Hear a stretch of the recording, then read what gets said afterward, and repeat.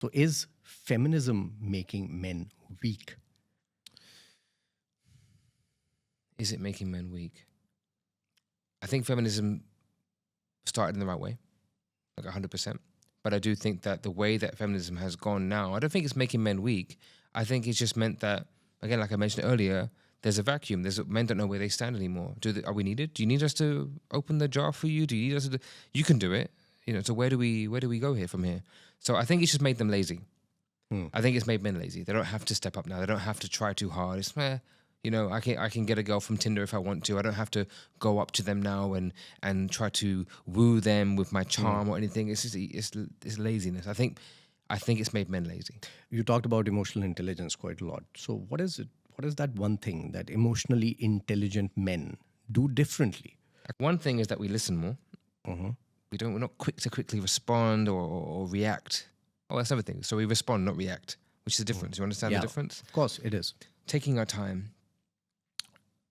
We look at how we can take responsibility for our behavior, our actions. Yes, we might get triggered by someone on Shakeside Road that's flashing us and whatever. We get a bit angry, yeah?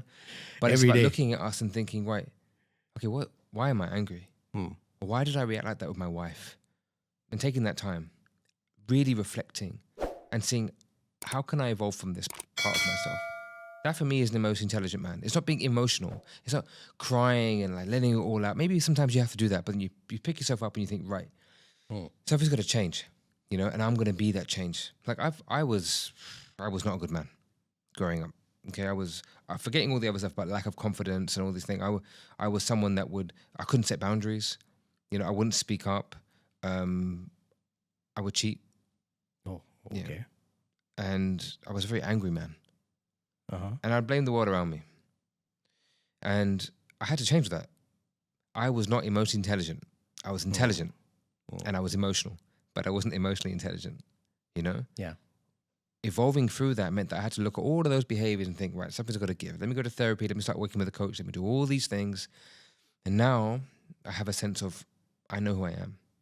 I know my shortcomings. I'm working on them. I've let some things dissolve now where they don't bother me anymore. I'm not a very angry man. It's hard for me to get angry. If I'm angry, I might feel it, but then I can dissolve it and move on from it. I don't get triggered by these small little things. If something bothers me, I will tell someone. If I want to set a boundary, I'll set a boundary. If I want to say no, I say no. And these are hard things for most people to do in today's world. True. Know? Like, what's your experience with like setting boundaries, for example? Are you okay saying no? Sometimes it's very difficult for me to say no. Sometimes I don't want to hurt the person who's asking me. Sometimes I am just too shy to actually say no. See, and that's the thing. Like, why? And that's the bit that I believe that we can still be confrontational with respect. We should still be able to say no when we want to say no. Maybe, like you said earlier, maybe we've got to pick and choose when. But if it goes on too long, we can start to build resentment. We can get angry. It can become an outburst. True. That's what would happen to me. I would get outbursts of anger, and it's because I didn't speak up. I kept everything down here, and then one day, bang, it would explode. And my people around me, my mum, my sister, whoever, would be like, what's wrong with this guy? They wouldn't understand. I've just kept it all inside, and it's my fault. That's my problem. And this is what we need to understand as emotionally intelligent men. Take responsibility for who you are, your actions, your behavior. It's not their fault. You might say no to your wife or whoever or me. It's my responsibility how I take that, not yours. But you have to set the boundary. Yeah.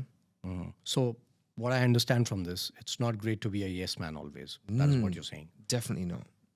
Definitely not. There's Sometimes people think to avoid confrontations or to avoid, fights and arguments, you just say yes, and then you're kind of in a vicious circle then. 100%. Self-esteem is like a thing that I love the most, yeah? Self-esteem is esteem of the self, how you see yourself. How do you erode self-esteem? By breaking promises to yourself. Not doing the things that you say you're going to do, which might just mean just say no to someone. Might mean not going to the gym in the morning when you say you're going to go to the gym. These little broken promises. So when you're doing things like this, by not speaking your truth, by not speaking up, your confidence will just drop and drop and drop and drop until one day, bang, yes, you will explode. It looks like you're a crazy man in front of everyone else.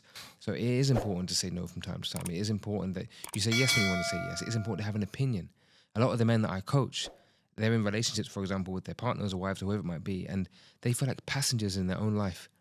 because they have this phrase, happy wife, happy life. Life. Wow. It's the number one killer of all relationships, in my opinion, because the woman eventually will just think, this guy can't even make a decision. So she wears the trousers and said, I'm going to just handle it from now on. And he feels like, what am I doing? I'm just putting money on the table, providing the security and safety for this house. But I have no feeling, no opinion. I know nothing. So he doesn't feel like a man. She doesn't feel like a woman. Affairs begin. And one thing I think that men want the most, possibly, even before love, is respect. 2%.